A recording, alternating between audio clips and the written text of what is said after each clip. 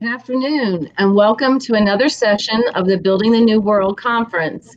Today, we're doing Sector 4, Economics and Business, and our first speaker is Lara Dickinson, who's the co-founder and executive director of the JEDI Collaborative, an association of food and national product businesses that commit to 4 principles: justice, equity, diversity, and inclusion.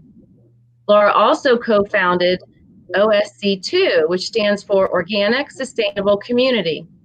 This association focuses on regenerative food production and agricultural models.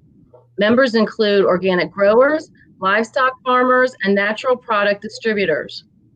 Lara has over 20 years of executive-level marketing experience, and she regularly speaks on topics such as non-GMO, organic, and other food trends, ecological sustainability, fair trade principles, renewable packaging, transportation of natural products, and high integrity business models.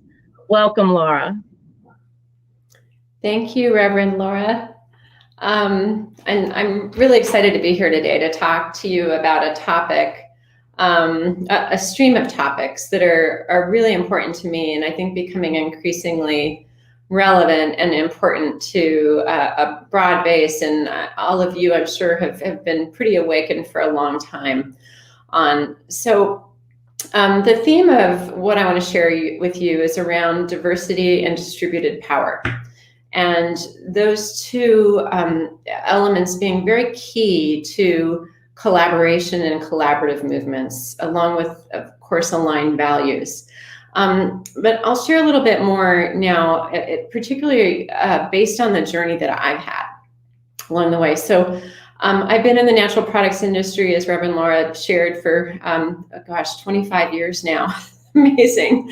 And had all sorts of adventures. First, running marketing, running sales, serving as the CEO of a small natural products company as well. In the industry. And then about 8 years ago, I formed a network of CEOs in the natural products industry, along with my co-founder, Ahmed Rahim, who is another CEO of a food company. And really that network was around seeking out the possibility of what we as leaders and companies can do to collaborate together to solve really big, hard problems and challenges that both our food system and our society face that we all care about, but no one company or individual can take on alone. And so this has been quite a journey, and I never dreamed that this little idea of a collaboration and a convening of CEOs would become so much of what it has become today. And so I want to share a little bit about that journey with you and some of the insights and perspectives along the way, which I think are more important today than ever. Because while I didn't know it at the time, my OSC journey, which stands for One Step Closer to an Organic Sustainable Community, OSC, the journey had been a JEDI awakening journey all along. And JEDI, as Laura shared, stands for Equity, Diversity, Inclusion, and I am a co-founder, and we launched the JEDI Collaborative this past early spring. OSC, as I shared, is a network of natural products industry CEOs and leaders aligned on our values and committed to supporting each other to work together towards what we call healthy regenerative solutions. Slide 1, please. Right. Thank you. And so this is actually you're the first to see this, our new logo. We've had our prior logo, which is beautiful, for about 7 years, and just last week unveiled this new logo, which is a little simpler. We're not just one step closer now to an organic, sustainable community. We're one step closer to many things that we work on behalf of: zero waste packaging, a JEDI society, and climate neutral world. And I'll get into that a little bit more as we move along. So the next slide, please. So here basically is a smattering of the network of CEOs and member companies in the OSC core network.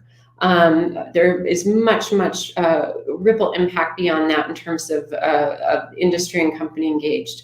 But these particular CEOs have committed to regenerative business models, agricultural solutions, fair trade, better packaging, organic, reversing climate change. They're all primarily profitable, fast growth, successful companies. And every time we get together as a network of leaders and talk about ideas, and an idea is born from our gatherings, which happens almost every time something magic happens. But what I see and what we're finding is that someone steps up to bring that idea to life and partner with me. And it is always the other in the room, the person who might seem like the outsider, the person who is different, the person who represents the diversity in our network. The one with an outsider perspective, the one outsider with a perspective that started OSC with me 8 years ago in my dining room is my co-founder, Ahmed Rahim. He and I brought 7 other CEOs together, we knew, to ask each other, what can we accomplish better together than we can, that's too big, we can't alone, that's too big for any one of us to accomplish alone. And accomplish things on behalf of the food system and natural products, and ultimately on behalf of humanity. Food touches all of us. And I did not notice at that time, at that first meeting in my dining room, that Ahmed and I were the others in the room. He is a man of color. I was the only woman at the table. And that has been a theme throughout. We had different perspectives. We knew we couldn't do this alone. We knew we had to work hard, even just as others, to collaborate and always have leverage to get further than typically our white male counterparts. The other white males in the room were incredibly supportive, and they have all along. But it's been very interesting to see how that outsider perspective oftentimes sparks some of the most important and innovative ideas that I have seen, and I think we all have experienced in our lives in some ways. So if you move on to the next slide, I think perhaps we knew we needed others to accomplish the big hard work. And we also didn't need to own it. Ahmed is that person of color, and I as a white woman. And while we have these CEOs at the table with us, supporting us, we found ourselves in the lucky position where we were the others and our perspectives were centered. When that happens, we have unique opportunities to go so much further than when we're muted or ignored. And we knew how hard it was for me, as I shared as a former CEO of a food company, and Ahmed running Numi Organic Tea, to truly express the quadruple bottom line, to be profitable, to make meaningful impact, and not just in our own companies and communities, but in our entire industry. Matt Sennard, or my next project. Let me tell you about Matthew. He was the only CEO in the room that did not look or act like other CEOs. Never worked with anyone like him.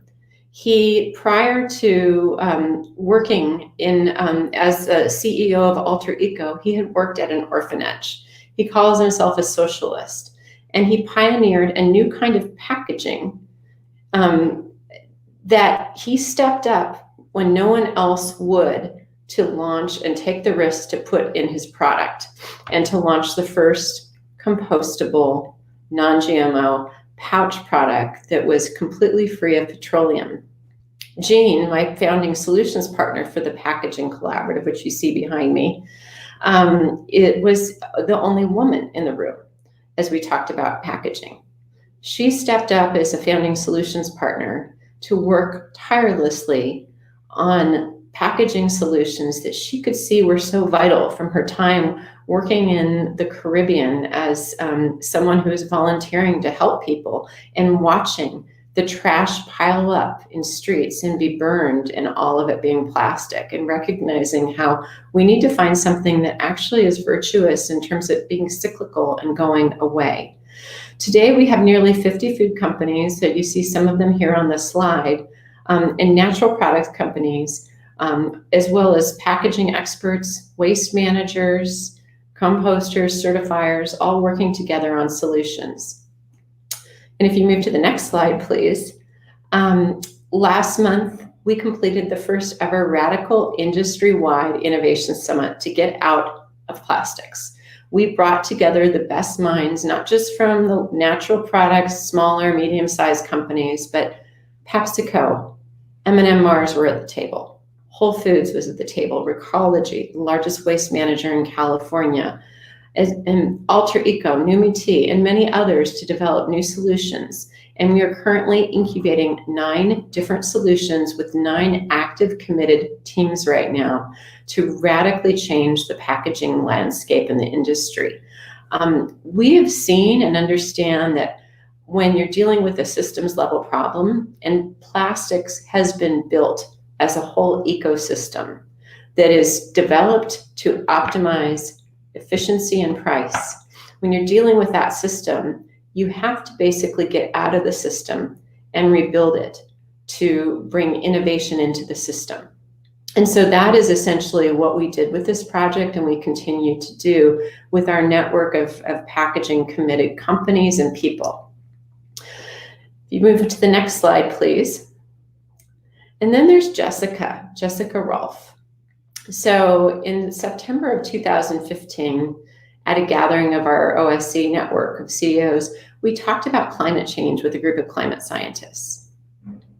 And I will never forget, Jessica walked into the room. It was only her second meeting. She was a new member with her 5-month-old baby, her nursing pump, and her mom, and all sorts of other paraphernalia, and sat comfortably down with a room of 15 male CEOs, scientists, and myself. And she sat there listening to talk of climate change and gloom and doom and radiative forcing and all this terrible stuff that really was not clear for any of us what we could do to positively change the situation in our supply chains and in the food and natural products industry. So I also happened to have a 5-month-old downstairs at Numi Tea that day, an unlikely place for a baby play date, but we made it work. And I think that Jessica's perspective and mine, again, were different, wider, more sensitive at the time especially. And from that day, we felt compelled to ask and to wonder, how could we collaborate to address climate change in natural products? We'd been doing it in the packaging industry and having success, but there was something so much bigger out there. And she saw that collaboration potential that OSC had, and I knew it was there. And so, next slide, please. We co-founded what is called, and you saw the Climate Collaborative. And today we have nearly 700 companies working with us and using the Climate Collaborative platform. 71% of those are reporting active progress, even in the wake of COVID-19 and all the immense additional challenges that presents to supply chains and packaging and beyond. And all the companies have stayed engaged and resolved in their commitment, even through this work. In fact, our climate advocacy work is more robust and successful than it's ever been. And our engagement is just as high. People, when they see something they believe in a platform for action that gives hope and meaningful steps forward, they step up. And so this is also a story I'm sharing, not just of the other in the room, the diversity of perspective and what that can bring, but the power of people coming together when there's a real shared value and a platform for action. With the Climate Collaborative, though, even though we've been successful and getting a lot of engagement, there was something bothering me, kind of looming in the background. When we launched Climate Collaborative, we learned through our work with our advisor, Paul Hawken, of Project Drawdown, the education of girls and empowerment of women were the biggest solutions to addressing climate change. The biggest solutions when you add them up together. And we couldn't get there with our environmental commitment platform. And frankly, the industry was very focused on regenerative agriculture, food waste reduction, renewable energy, many, many environmental solutions. But what about the human side? Our industry is very good, as I said, at saving the planet, but it felt like we needed to shift by looking even more broadly in order to continue to save the planet. And then one day someone commented to me in a meeting, can we just talk about the fact that the natural products industry and the food system is whitewashed and kind of like a country club? And I'd never noticed that. But this person observed this, who frankly was another other, a person who'd worked in social justice and at that and been the other in the room a lot with a lot of white males. And seeing that perspective through her eyes gave me a whole new lens. And once you see something like that, you start to see something for what it is, a very whitewashed industry, a country club-like industry. You can't stop seeing it. I couldn't unsee it. Every panel, every trade show, every founder forum, every corner of the industry was white. And it started to really bother me that there was this lack of diversity in our industry and our leadership. The industry is full of companies, products, people, and who respect each other, who care. And I realized we were excluding a major vital part of our human population. And it started to not feel right. So at an OSC strategic planning retreat, we discussed and we all agreed on that environmental justice was important. We talked about that. And then we started talking about biodiversity and how we really want to get behind biodiversity, which is also really important to basically just our planet and to climate change and many other things. And Cheryl O'Loughlin, who I've known and worked alongside for many years, she was the CEO of Cliff Bar, the CEO of Plum Organics, and most recently the CEO of Rebel, which is an amazing beverage company, was at this meeting with me. Again, I believe at that time the only other woman at the retreat with me, besides the facilitator, with about 17 or 18 people, almost all white men. And she raised her hand. She's very unintimidated, but also I think has a really unique perspective. And she said, as we were talking about the importance of biodiversity and soil health, aren't humans a part of biodiversity? Aren't humans a part of biodiversity? And another important moment of inspiration emerged for me and for all of us. And the seed of the idea of the Jedi Collaborative was born. It started to frame up, and next slide, please, the connection between environmental justice and earth justice and humanity, and how without addressing the biodiversity of people, we lose a big part of our ability to solve the hardest, the biggest problems, and bring the best perspective into the room.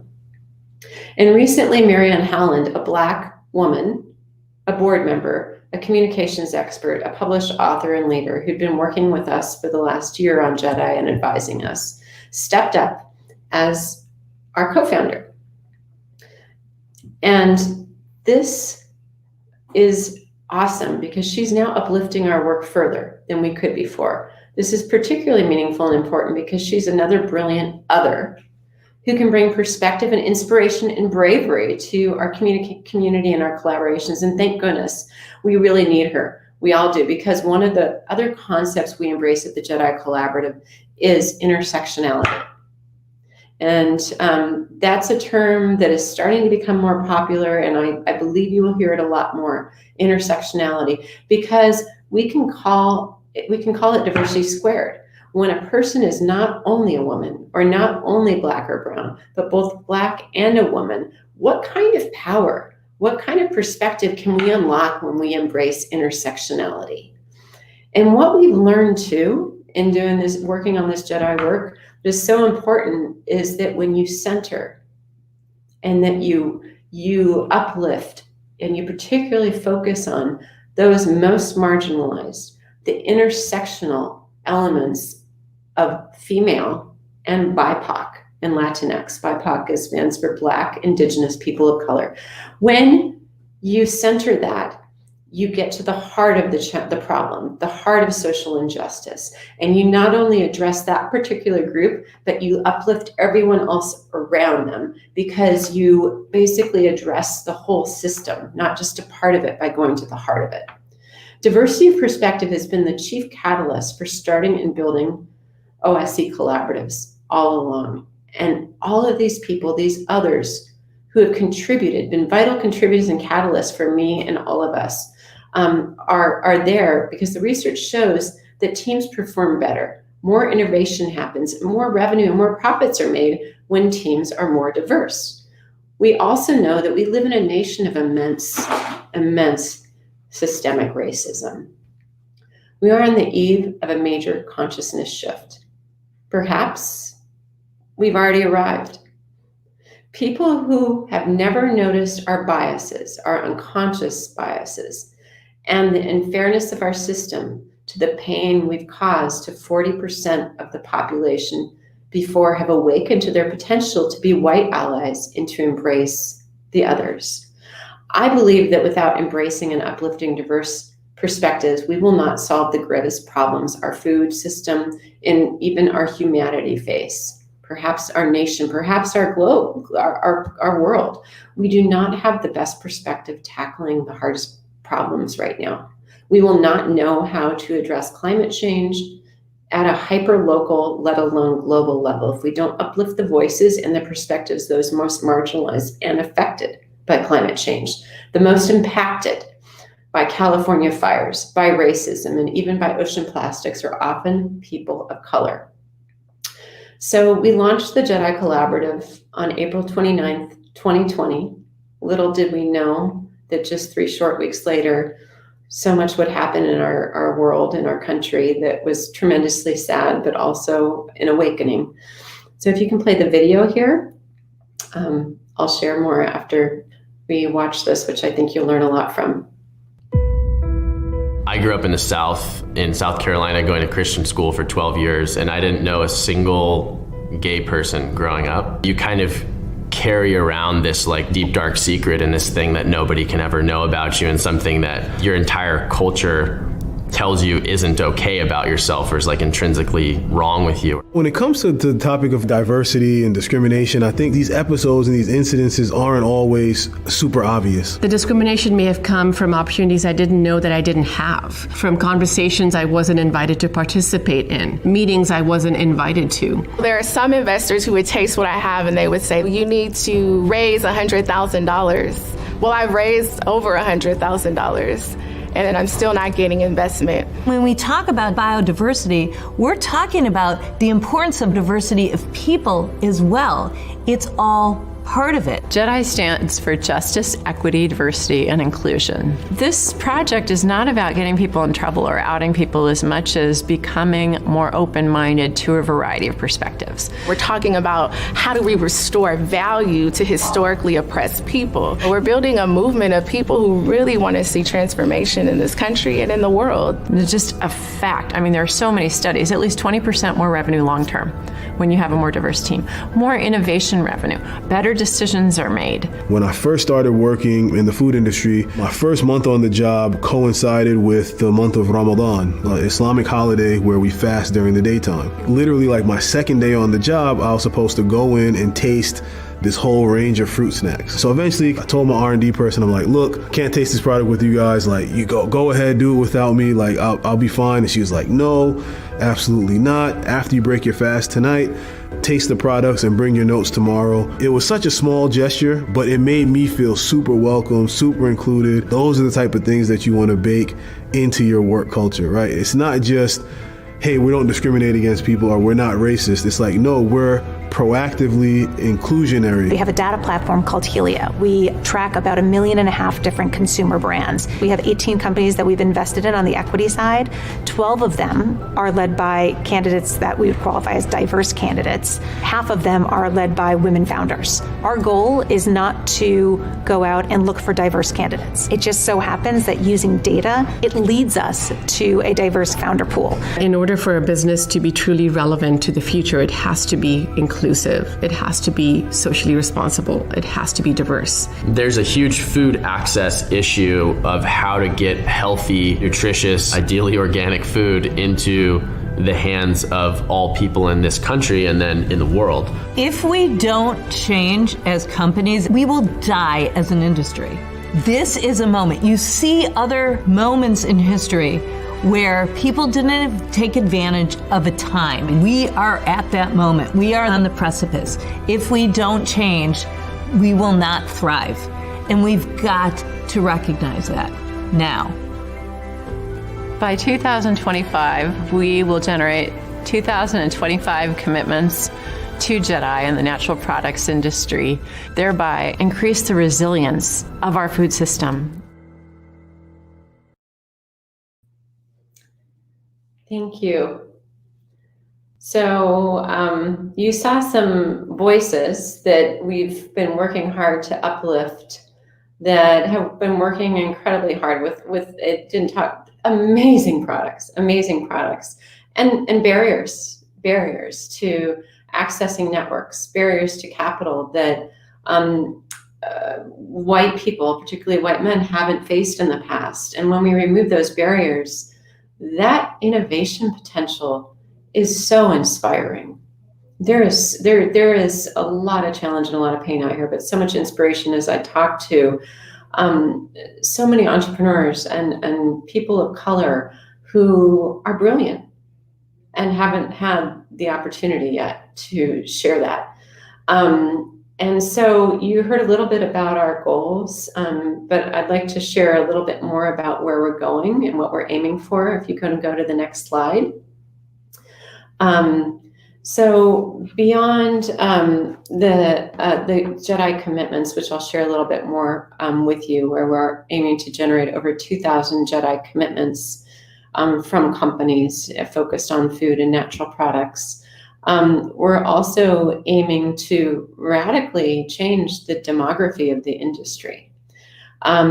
We've done the benchmarking studies, and we know that while 40% of the industry are people of color, less than 20% are people of color in leadership and boards in the natural products industry.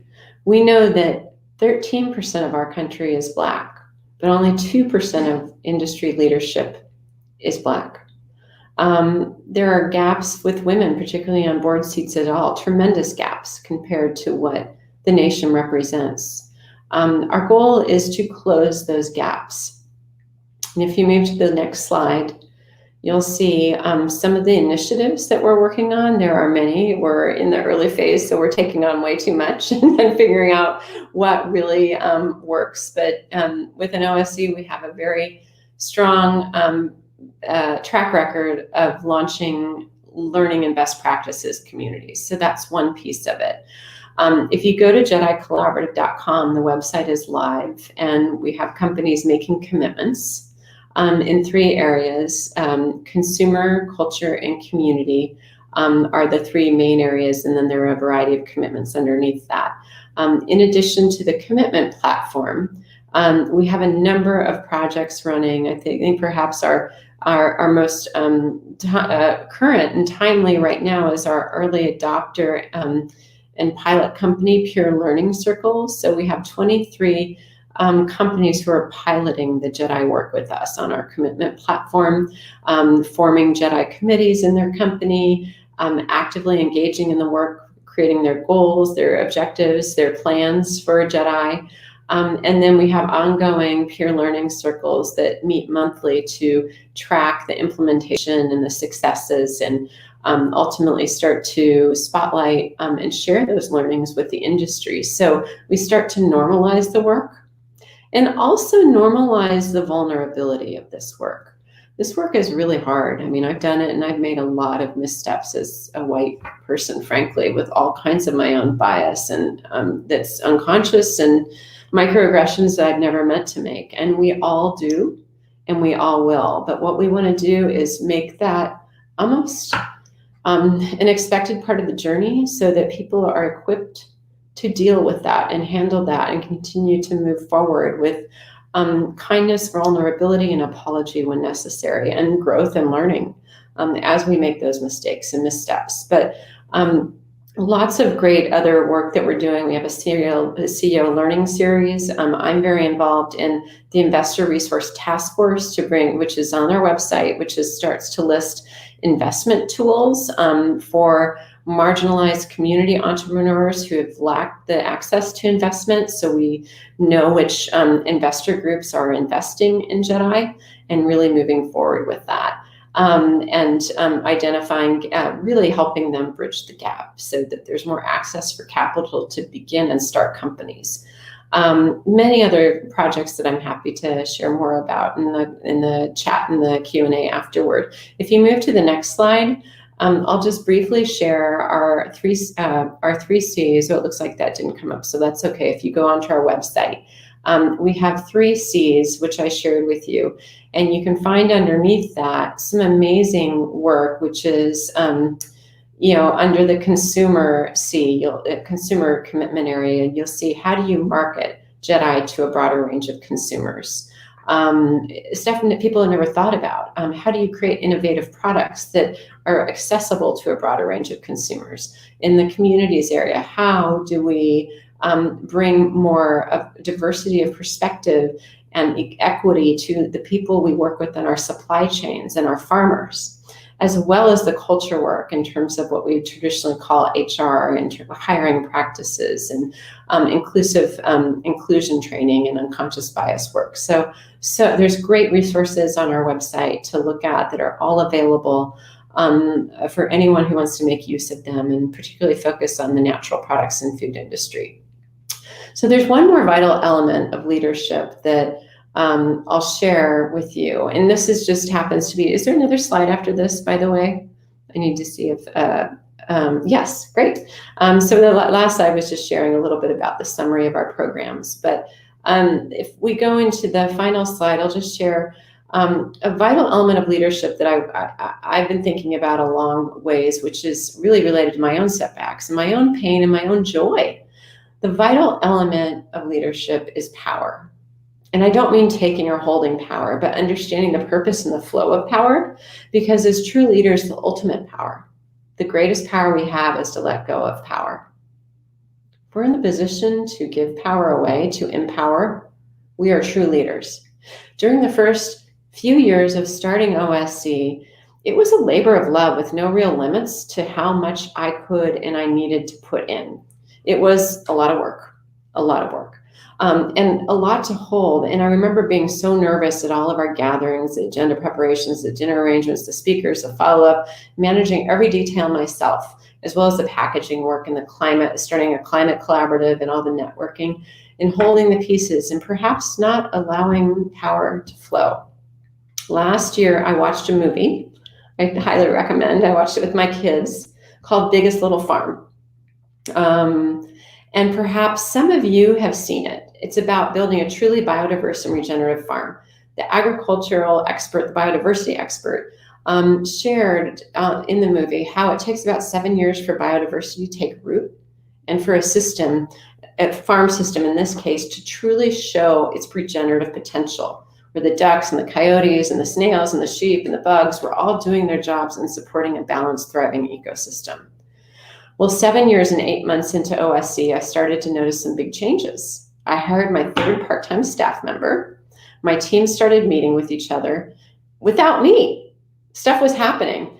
They were just informing me of projects they started and completed. Industry-wide programming was happening that I was barely having to touch. And our strategic planning retreat was something that I didn't need to stay up for weeks planning. Others were stepping in. And even my board's stepping in more. They're excited. They're seeing how the system is really working and becoming more powerful, and perhaps because I'm letting go of power. And while we have a long way to go, the system is becoming even more biodiverse as well in terms of diversity of people. I've shared when we just brought Mariana's a co-founder on board, and really thinking about that diversity as we bring in more people into decision-making roles in OSC and far beyond. We're seeing the human side of healthy regeneration in our own network at OSC. by allowing others to express their essence and their values and their talents and treasures. And that is the essence of founding of OSC, what a community of leaders can do when they support each other in our industry.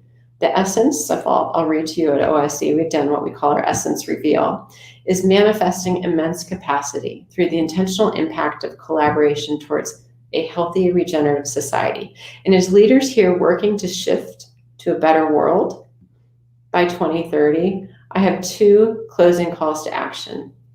Embrace diversity of your people. Embrace the perspective of others in the room and uplift their voices.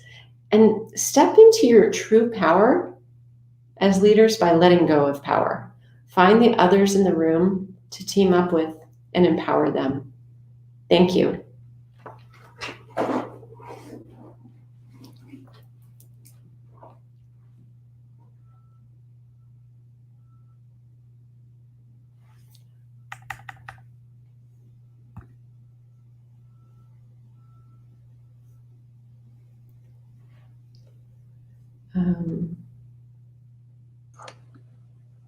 Laura, you're muted. You have to unmute your mic.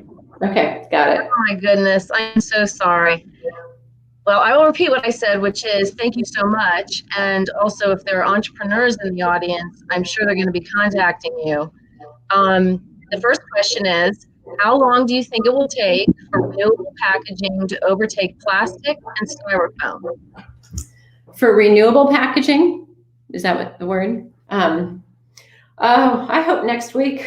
We've been working on it hard for 7 years, and as I shared, the petroleum-based packaging system is a really tough system to compete with. It's over 55, 60 years old now, and renewable packaging systems are pretty young. And so we're looking at this comprehensively. It's really hard to compete on price. It's not even possible. We've made tremendous progress from compostable packaging being 3 times the price to being maybe 40% more. That's still really tough for brands. So we're continuing to work on innovation. There are some bright spots in compostable around tea bags and pouches and bars, small form stuff, energy backpack sticks, that sort of thing that we're starting to see come out, which are great, I think, because when you see, and I'm glad you used the word renewable, because you have to look beyond just one solution to many. But when you see plastic in waterways and oceans, it's oftentimes flexible film and the light stuff that floats away. And so we're starting to see more of that. In terms of length of time, we're working on a policy with the state of California to apply a 1 cent tax on plastic. I hope that will pass, and other elements. I can't say. I know we are working at every level, and I could answer this question for an hour. But in short, I don't believe it will happen in 5 years. I do believe that we will radically change the system in 10. I don't think we really have 10, but we will still make progress along the way. It's a really important initiative. The next question is, does your network also assist members with online retail sales? I guess the question has to do with whether most of them are bricks and mortar or not. And then if they are online, can they compete with Amazon directly? Well, most of our network of companies are, energy bars, nutrition powders, tea bags, bottled beverages, milk, vegan, wonderful vegan products with Miyokos and many others. And most all of them actually sell, I believe all of them, or just about all of them, on Amazon. So they sell on Amazon and look also for alternatives to Amazon. We work a lot with Thrive Market, which I very much support, who works a lot on food access and gets at a lot of the middle of the country with their products, but they typically are more dry. And we're also working on some collective collaborations in terms of potentially working with Amazon.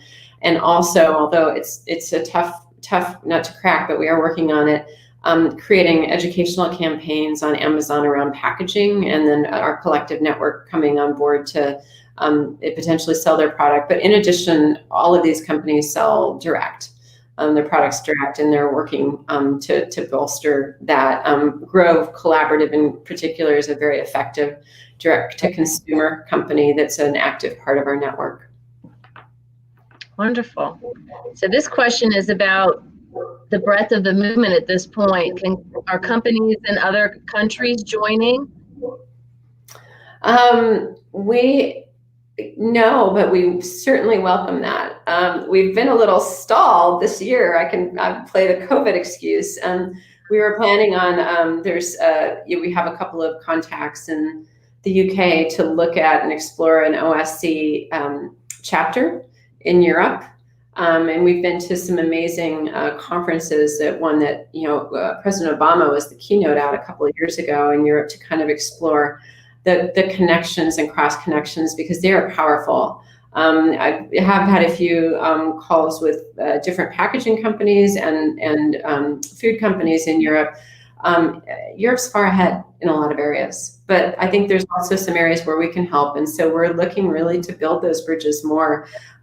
We just got a little stalled and weren't allowed in the country this year. So we're, and frankly, that may work in our favor longer term, because I'm not sure we had our head, very much on the idea of chapters being physical and in person, and we're thinking that now. So there may be some bridges we can build even faster than before. That's great. So this question is, do Jedi members make loans to each other to help new companies get started or scale?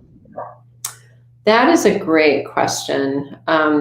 So one of the things that, and this is, again, early stage, you saw we're looking at supporting new investors through this investor resource task force that has a lot of materials for marginalized community entrepreneurs and leads. And then one of the other things that I'm very passionate about is, there's two things we're working on. One is a mentorship program, and John Foraker, who is the former head of Annie's, and we've been talking to him quite a bit. It's just amazing. He's already just taking BIPOC entrepreneurs on, and not just as a CEO mentorship, but a whole company mentorship. And so one of the things we do have planned in the future is to model some of that, and we're working a bit with him to look at how can we create those mentorship cross company learnings and support, and our OSC network's incredibly in favor of that and being a resource to new entrepreneurs, particularly from diverse backgrounds. That's great. Well, it sounds like you're starting to cover every base that one could think of when it comes to entrepreneurial expansion. So this question has to do with medicinal plants being regulated. We know that can vary state by state. So the question is, do you get involved with trying to knock down those sorts of barriers for people in that industry, homeopathic healers and others? We haven't specifically got involved with that. We're very in favor of medicinal plants, and and I certainly am in the power of plants, and I think plants are. I'm sure you all could teach me much more than I could, but I believe that plants are calling us to awaken us, and their healing power is something we've forgotten. And as we continue to awaken to plants, we will recognize the power of how important they are and start to protect them more, and thereby protect our own humanity from climate change. So I agree with that. In terms of answering your question, we partner with ABC, the American Botanical Council, particularly through the Climate Collaborative, and co-support outreach with each other. But I wouldn't call us experts in terms of medicinal plants, and I would point you to the American Botanical Council, who does that work very well, and they're excellent people too, and they should really be here too at some point. Good to know. Yeah, I know in Virginia there are, I'm not sure if they're state regs, but you can't even buy milk from farmers direct under certain circumstances. Like, they're really trying to limit people's ability. It appears they're trying to limit people's ability to get to natural products directly. And I just know in our state it is an issue.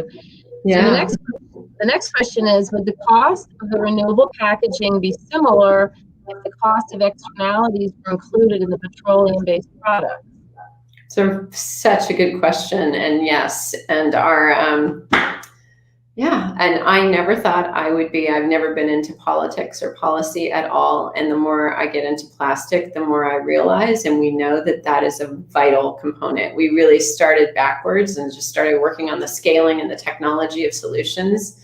But there are a lot of support that petroleum has had over the years. And so that's what I mentioned, we're supporting one policy initiative, which is a 1 cent tax in California. And there's so much more that we need to do. We're on a couple of policy groups where we're trying to form and really hone in on other kinds of policy, because exactly what you just said, the externalities, the cost externalities are not factored in.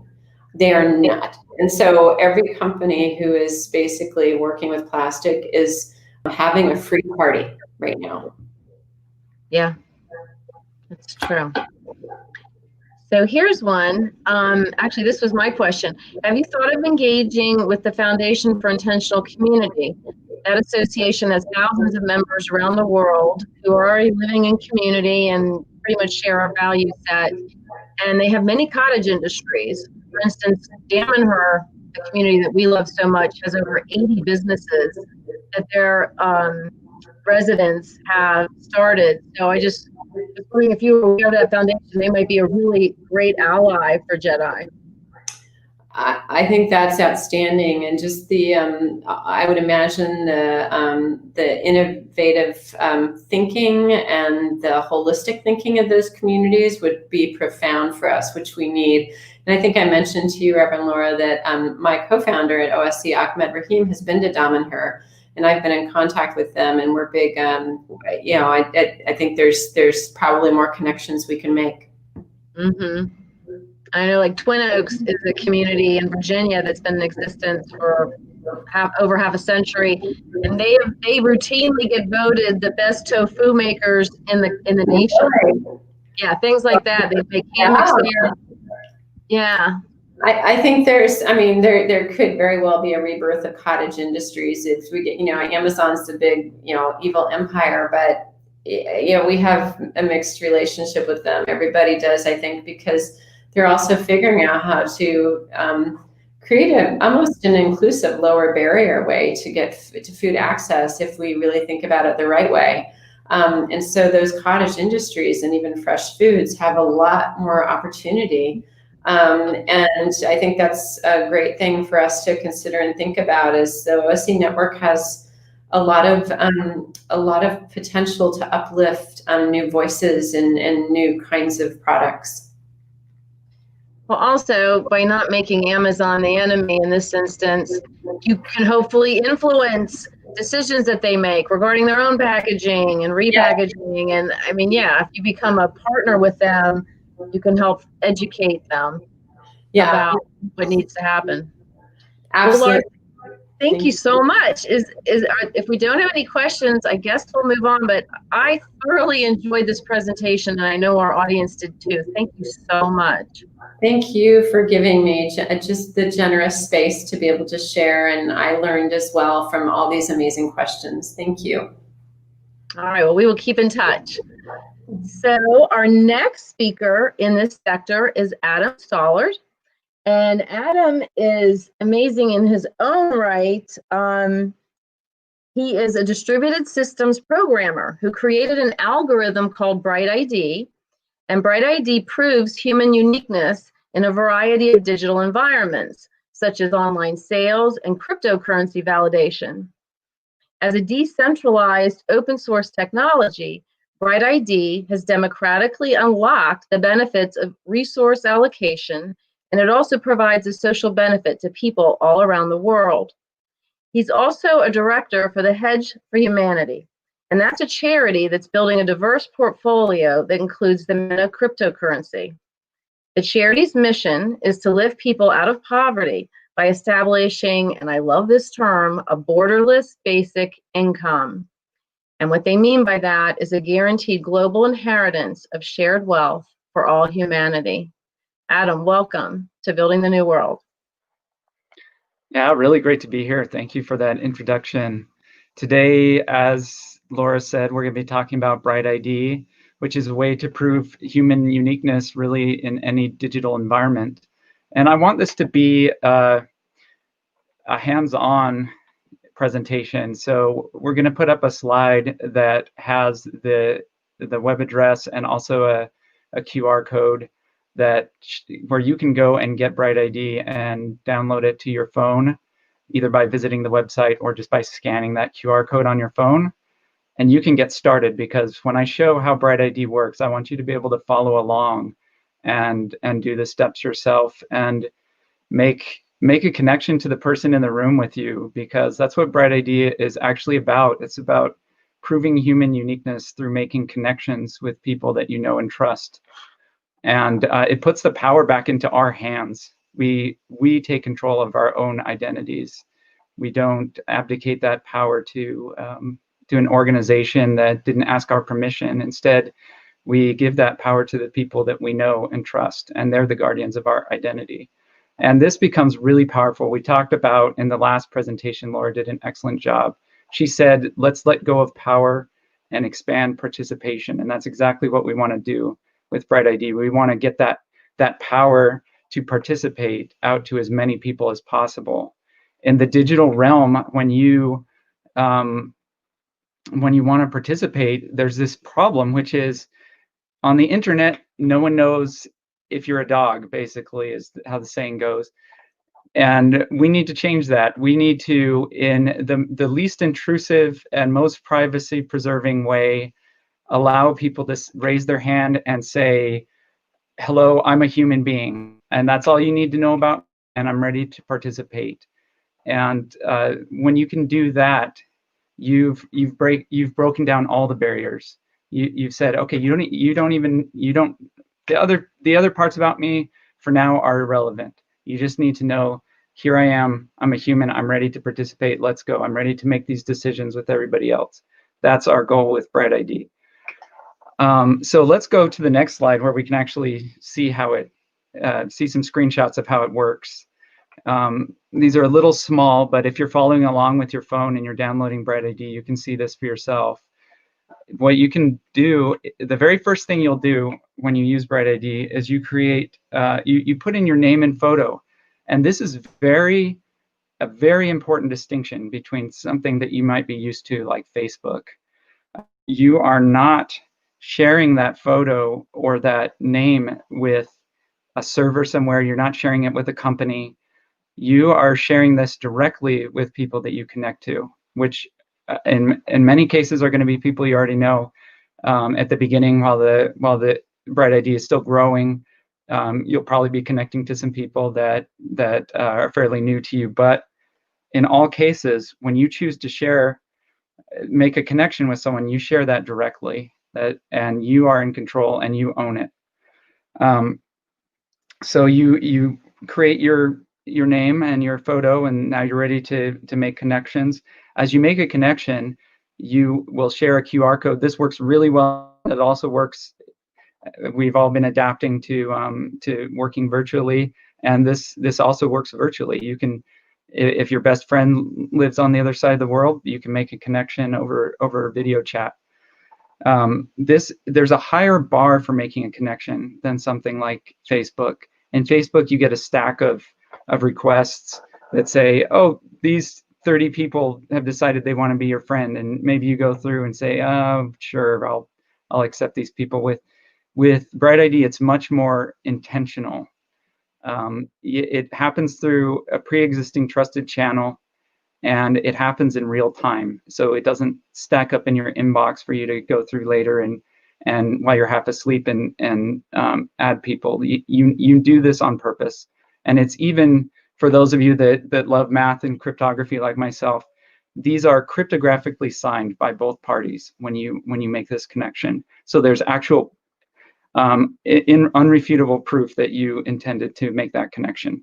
Now, what that connection means to you, that you can assign a value to. You can decide what that connection means, but the fact that you made that connection is undeniable. And then the last thing that you need to do is confirm those connections with the people, and then start using the applications. if we go on to the next slide, we'll see some examples of, oh, okay, back up one. This is good. This is really important. So what happens behind the scenes? So before you start using the apps with Bright ID, which was what I was going to get to, we'll take a brief look. And if there's a lot of questions about this, we can go more into detail. But as you start making these connections, there is an anonymous social graph that gets built up. Because you're only sharing directly with the people that you're connecting with. Any sort of graph that's made only has the connections that you actually know yourself. You don't get to see, you don't get to see, you see a bunch of faces on this graph, but you don't get to see the faces of the people that you didn't directly connect with. And then what happens behind the scenes is there is graph analysis going on. There's been a lot of research done in social graph analysis. And it turns out that if you raise the bar, like what we're doing, on the quality of connections that are being made, that you can learn a lot by analyzing this anonymous graph without collecting any data or requiring any data from people. You can learn if you know a little bit about some pre-trusted regions. You kind of bootstrap the graph by saying, okay, these people, they have a lot at stake. We trust them, and then you kind of fan out from there, and you realize that the world is actually very small, and it doesn't take a lot of hops to connect everybody together. You can analyze that graph without even having the data from each individual, and make some assertions about are they in the group of people that are closely connected to the rest of the known unique humans, or are they kind of off in a realm where it's undecided? And what that means is either it could be someone doing what's known as a Sybil attack, meaning that they're just connecting a bunch of their own fake identities to each other. This is what we see in botnets on Twitter and Facebook. This huge problem is caused by things like this. Then they attempt to connect back into the rest of the graph sometimes, and to trick people. And if there's a low bar for making connections, like there is on Facebook and Twitter often, then sometimes they'll succeed in doing that. And before you know it, you'll have a bot that is basically using you to further its message. So with Bright ID, we take control. You take control of that again. You raise the bar. And luckily for those people that are up on that island by themselves and haven't connected to the rest of the graph, they'll get there. With some more work, they will get to the point where they're connected in with the rest of us. But the bots will not. The bots quickly run out of steam. They run out of strategies for their social engineering attacks if the bar is high enough.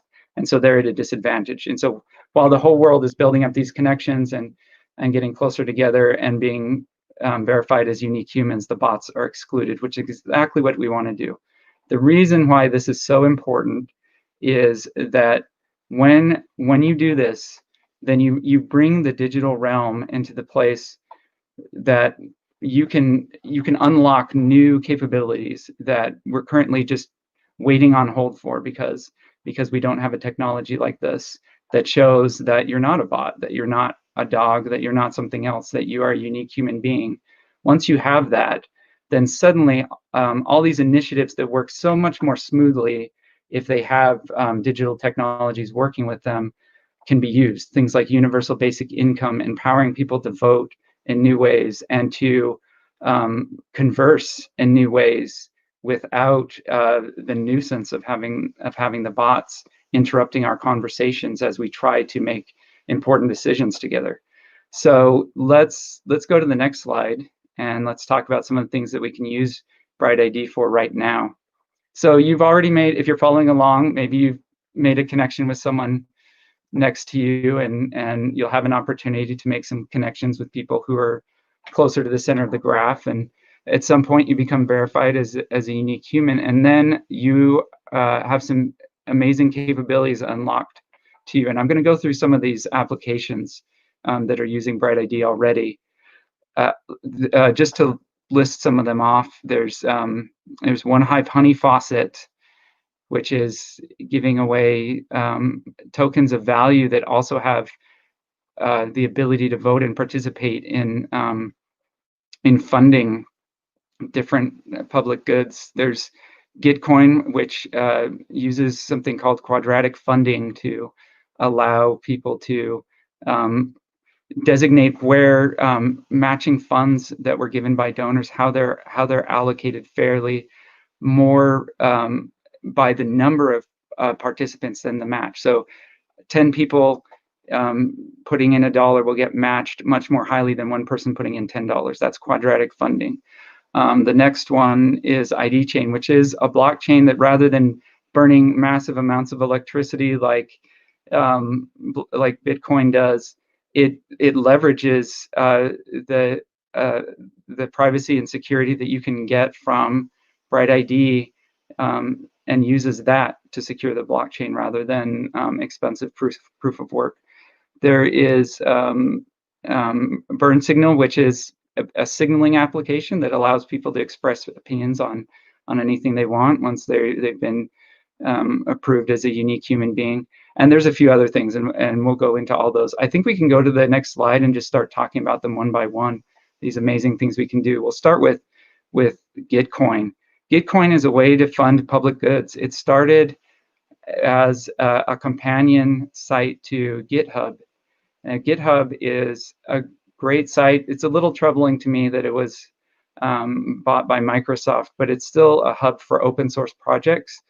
But these open source projects have a really hard time, especially if they're offering something that's a public good. I believe in the mantra of the Free Software Foundation that human innovation should quickly reach a point where it's just free for everybody to use. I mean, let's free the software, right? So that's what GitHub is trying to do, and that's what Gitcoin is trying to do. It's trying to allow people who make this wonderful software that we can all use and reuse.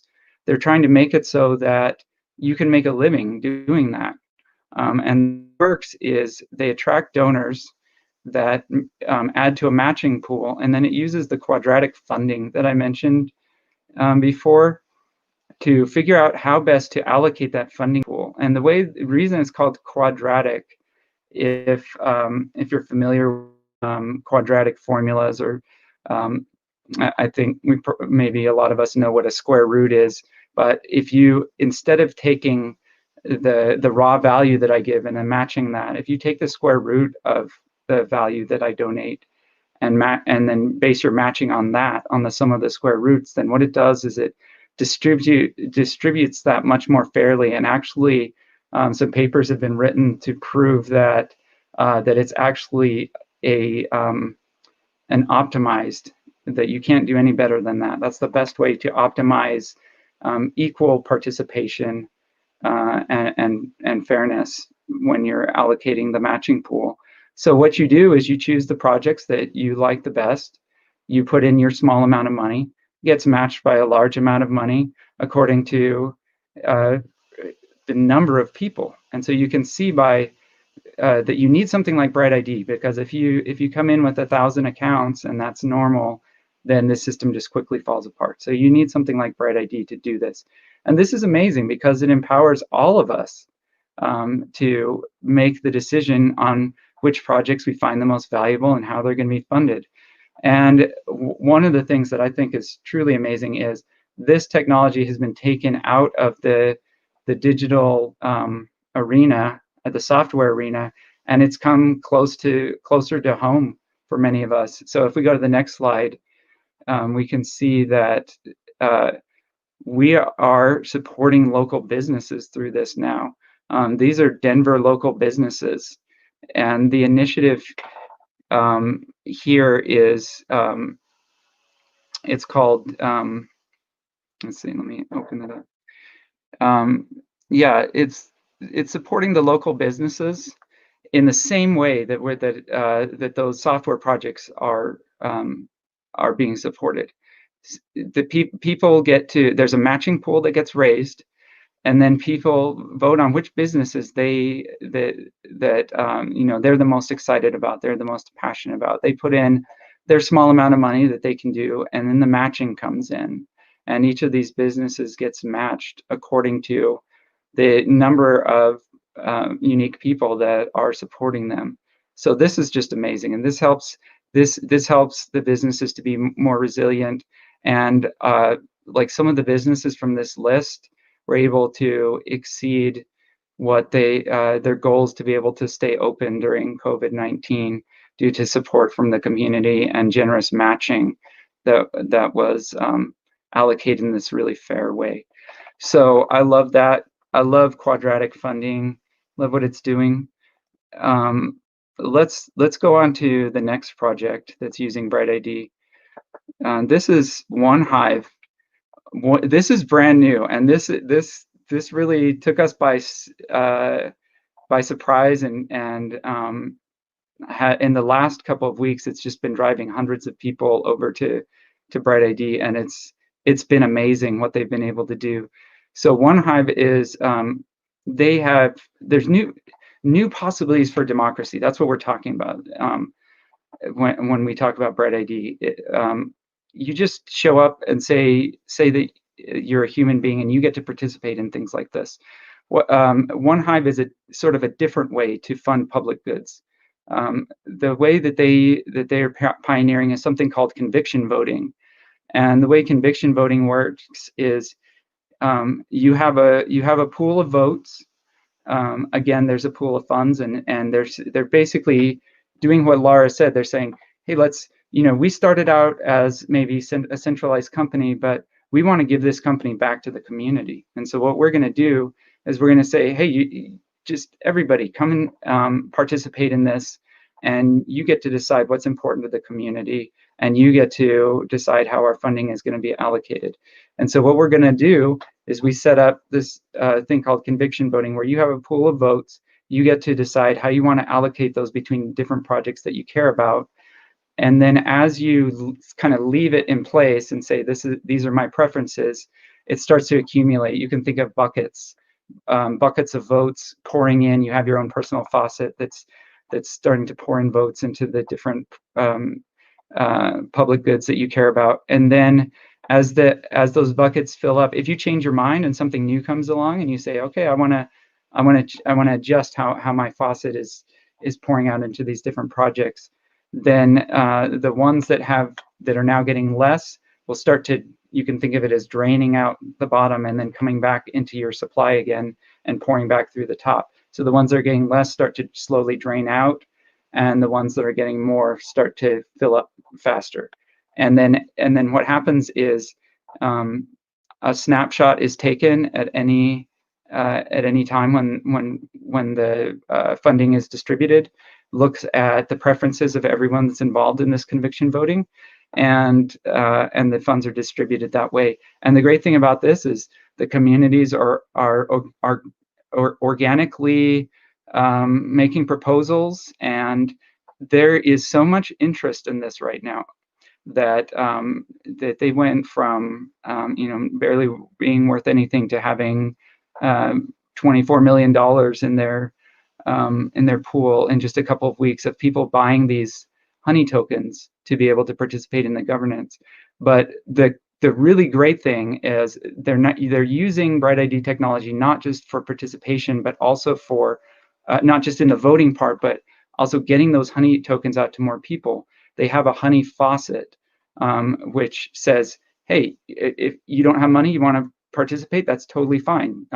Come to the honey faucet, just prove that you're a unique person, and you start to get these tokens. They just flow to you every week, and you get more of them. So you get to be on the same level with everybody else, and that's great. So let's go to the next one. Let's see what we've got next here. Oh, this is great. So it's not just about voting, because before you even get to voting, you've got to talk things through, and you've got to learn what matters, and you've got to express opinions. And this is a real problem right now if you try to do this online, a real big problem. If you look at, so this is a kind of a horrifying statistic. 50% of tweets from about COVID-19 are created by bots. There was a study done that showed that. That's troubling. How do we fix that? So if you do something like what the Ether is doing, which is this website that you're seeing a screenshot of, you can have a selection of people who they don't need to reveal their profiles or anything. They just need to show that they're a unique human, and you're locking out the bots, and you're saying, okay, let's see what the unique humans actually think about this. And again, you put up your opinion on something. People get to show whether they're in agreement, disagreement, state their opinion, and then other people get to vote it up or down. And these are real people doing this. And so you get honest opinions, and they're also thinking about introducing the quadratic voting, which is related to the quadratic funding that I was talking about earlier.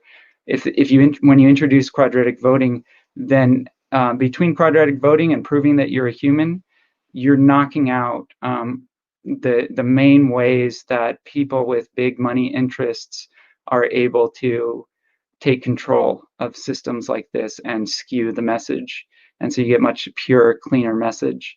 So I love this, and I can't wait for Twitter to start using it. But we're starting small, and I feel if Twitter doesn't adapt, they're going to lose out to something like this once people wake up and realize, hey, it's, I care what humans think. I care what people think.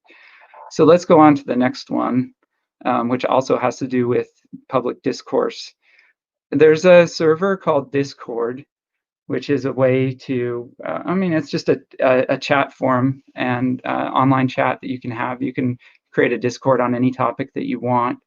The important thing here is that we have Bright ID integration already with this. And what does that get you? Well, you can have, in Discord, you have different roles that you can assign.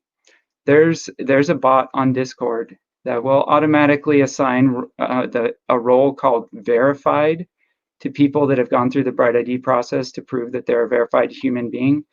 They will get that verified role, and then now you can do a lot of things that you could never do before. You can have a conversation and be confident that that the opinions that are cropping up in the chat are coming from human beings. Because if any of us have used some of these channels like Telegram or Discord, I've seen it myself where you'll see people posting what it looks to be like opinions from people, but some astute people will look at that and say, wait, I've seen this message in another server somewhere. This is a bot posting this message. If you're not up to speed, or you're not a lot of people that come into Discord and other channels like this are new. They just read an opinion like that and they think, oh wow, 20 different people are saying this. This must be what everyone thinks, and wow, okay. But that's not true.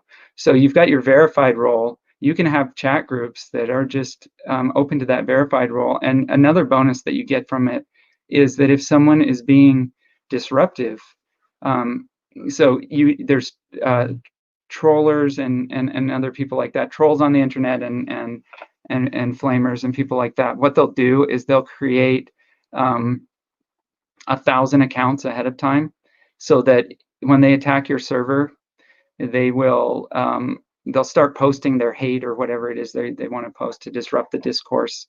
You ban them, they'll come right back with their next account that they have set up.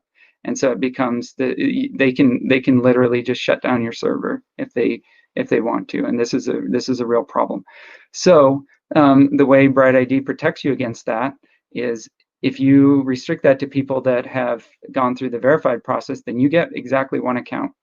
If you blow it with that one account and you get kicked out because you're being hateful, then you don't get to come back, and that's it. So both of these options greatly improve the discourse that happens, that then leads to these really important discussions. Now, I promised that we would talk about basic income in this talk, so I have a couple of really cool projects that I want to talk about that are considering using Bright ID in their basic income. So first, let's move to World Basic Income. That's the next slide. The World Basic Income has a proposal, and I really encourage you to read this, because this is if you scan the QR code, you'll get the PDF of this. But this is amazing. It's a way to combine a carbon tax and being responsible for the environment with a social dividend. Combine the two into one, because World Basic Income did a study, and they found that in the proposals that are actually being used right now and the ones that have been proposed, that even though it's really, really helpful to have carbon taxes and to make countries and businesses accountable, they looked at what was being done with the funds that were coming in through that taxation, and they realized that, hey, this is not ideal the way this is being distributed. Most of it is going, it's like we're ignoring, even though maybe the countries with higher incomes are doing most of the polluting, this is ignoring the fact that the countries with lower incomes are actually being harmed by this, and they're getting just a paltry share of what they should from that. And so the proposal from World Basic Income was to say, well, how can we make this universal? How can we say that every human being that's affected by climate change gets adequate funds to repair that in their own life and in their own sphere, which I think is the best way to do it. And so rather than just anyways, what they propose is radical but really important, which is that you couple the carbon charge with a universal dividend, where really the only proof that you need is that you're a unique human being, and you get a share of that dividend. And let me read something from their proposal, because this is how it touches on Bright ID. They said, securely registering people for the scheme will be more challenging, but should be achievable given the strong incentive that free money provides. And this is true. This is what we've seen with the honey faucet, is that, yes, Bright ID is a significant hoop to jump through to get what you need, but it should be that way. But when you compare it to something like getting a passport, that is unacceptably exclusive. To say that to participate in something that you would need to pay $100, go to some government-run facility, meet with someone that you've never met before, who has control over whether you get this thing or not. And that's just unacceptable. And so if you compare the hoop that you have to jump through to get your Bright ID verified, that you're doing it with real people making connections, that's a much better system. Although it is still a hoop, it needs to be a barrier, but it should be a barrier that every real human can cross. But when you say that it should be achievable given the strong incentive that free money provides, we're seeing that people that stick with it do get verified with Bright ID. The ideal would be a direct registration system that would allow individuals to sign up remotely so that they can be uniquely identified. A new app called Bright ID is currently being trialed that uses peer-to-peer verification to ensure that only real people can sign up for an account and can only have one account per person. As these schemes develop, they are likely to become robust enough to facilitate a dividend system with minimal fraud. In areas where smartphones are not widely used, local sign-up agents could be employed to register their communities, or more likely, entrepreneurial individuals are likely to establish themselves spontaneously to provide this service for a small fee.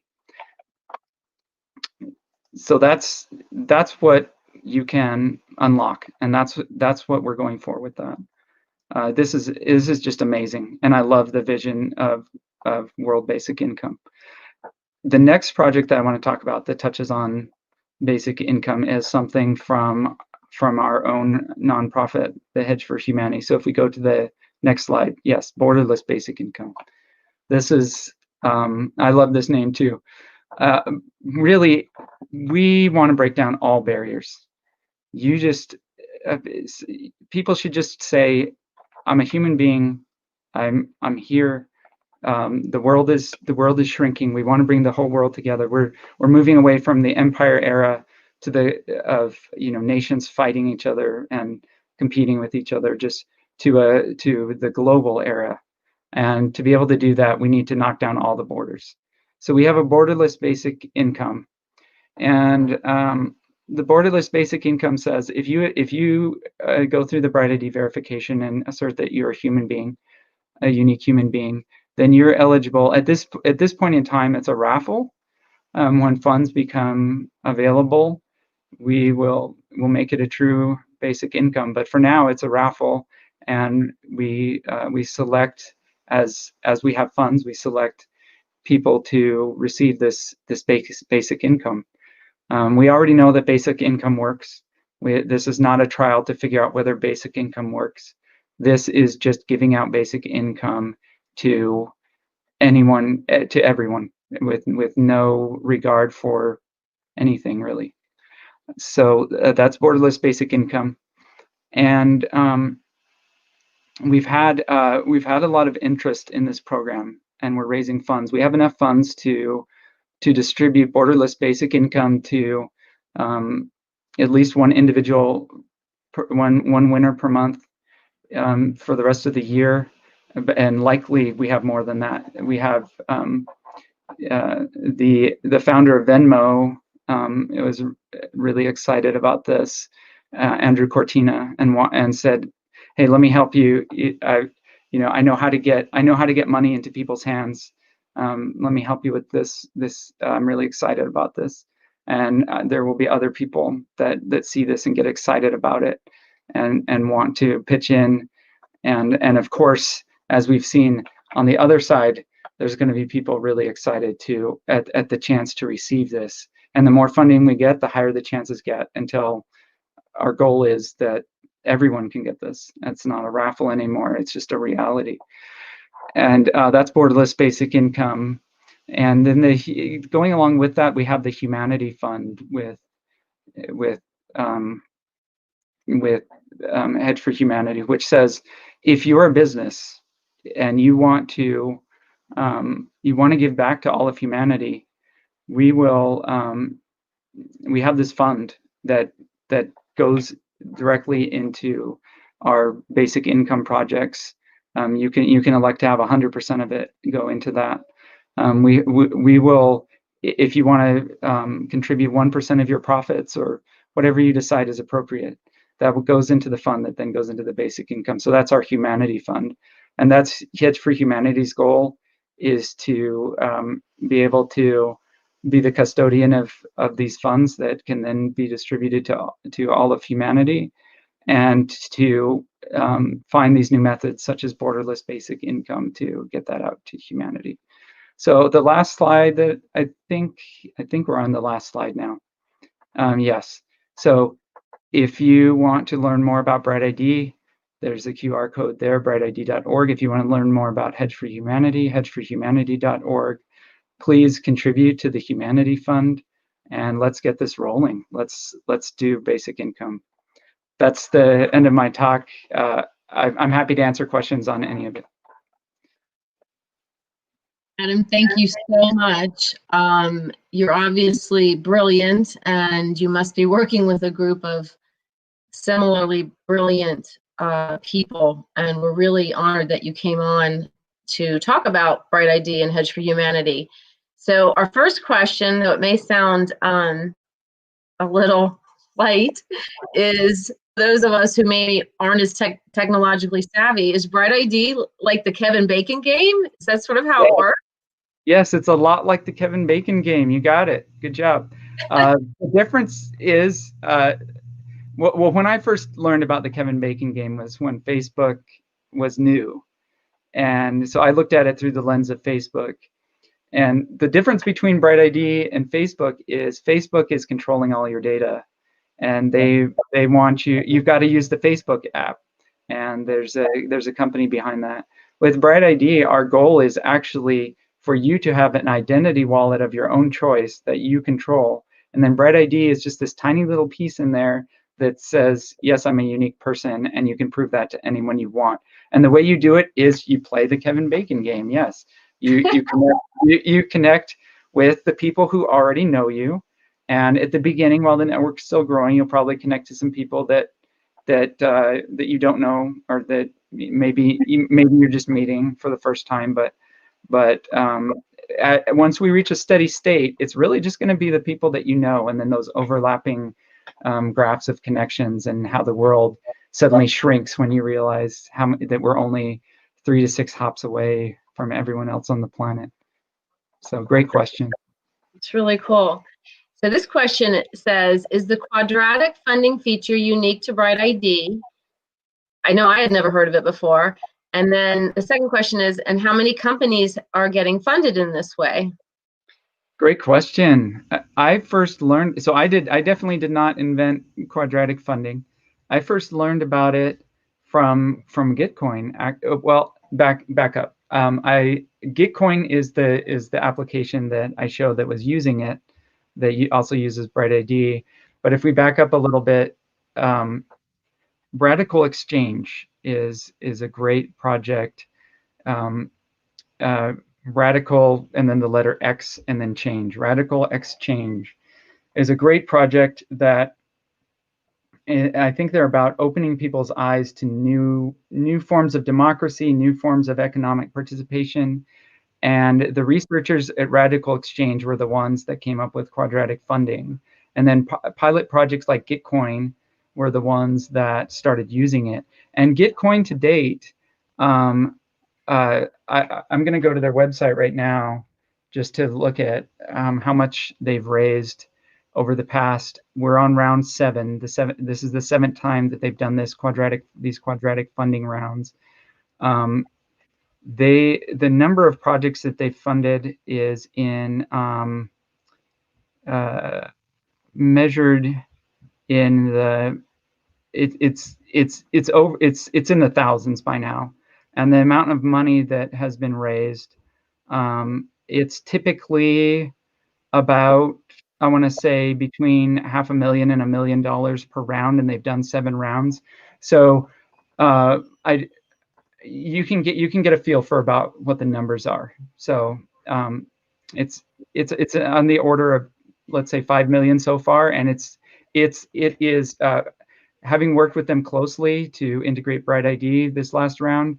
I kind of got a little bit of an inside lens, and I can see that it is ramping up fast, and they are bringing in a lot more money for round 8 than they've ever raised before, and it's just going to continue to accelerate as people discover what a great way this is to fund public goods.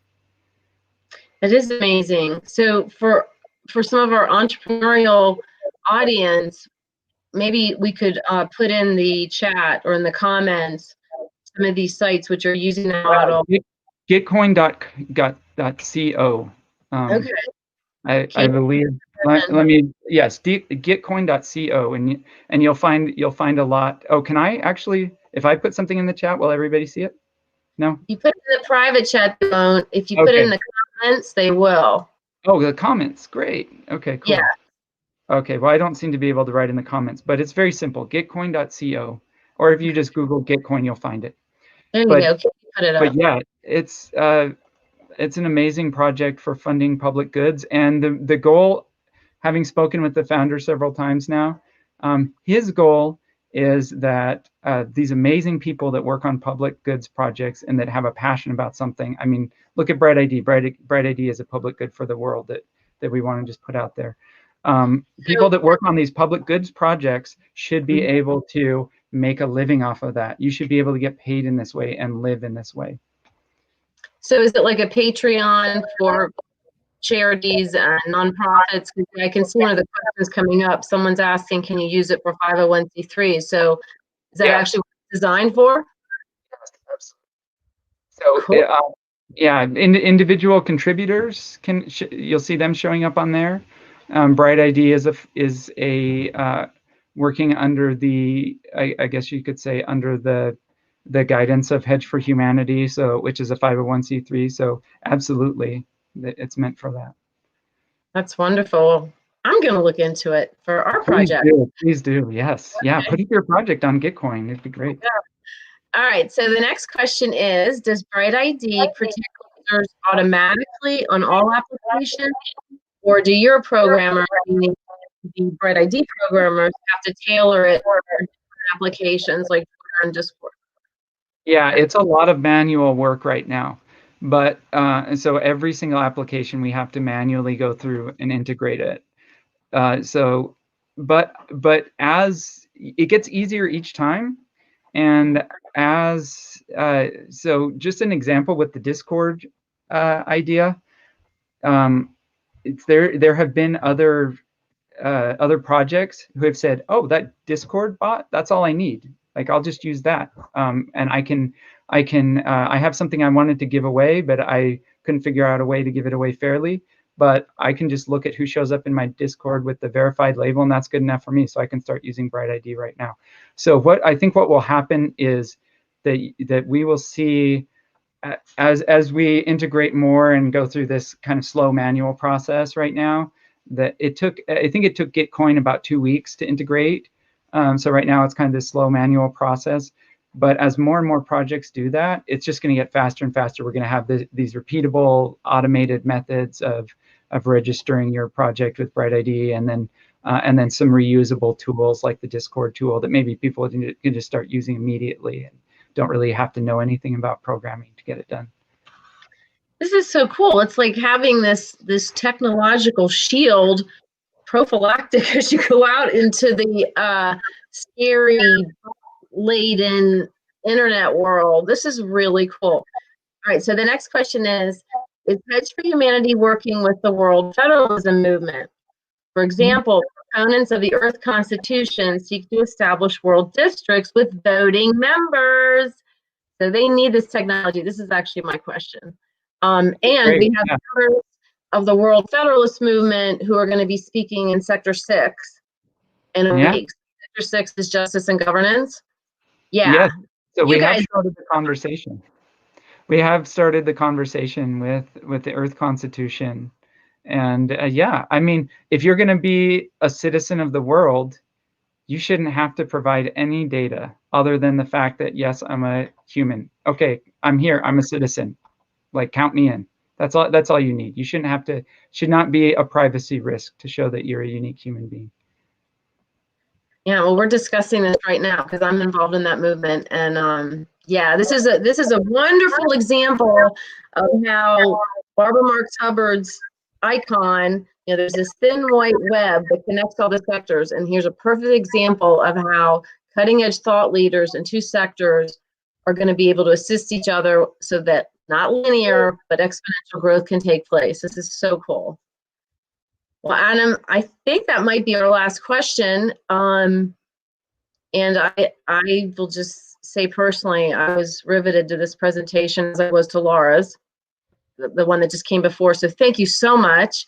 And now we're going to take a short break, and we're going to reconvene at 7 o'clock Eastern with Ellen Brown, who's going to finish up Sector 4, Economics and Business. We'll see you after a short break.